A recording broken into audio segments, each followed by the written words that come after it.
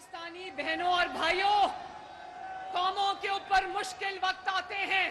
और मुश्किल वक्त में जो आपकी क़यादत होती है, आपका जो लीडर होता है, वो आपको लीड करता है, आपको हौसला देता है, आपको आगे बढ़ाता है,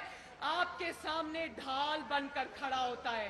कौम के सामने ढाल बनकर खड़ा होता है, कौम के सामने दीवार बनकर खड़ा होता है, लोहे के असाब का मालिक होता है। A leader leads from the front। और मैं अब सोचती हूँ कि अगर 28 मई 1998 के वक्त कोई बुज़दिल पाकिस्तान की क़यादत कर रहा होता, कोई गीदड़ पाकिस्तान की क़यादत कर रहा होता,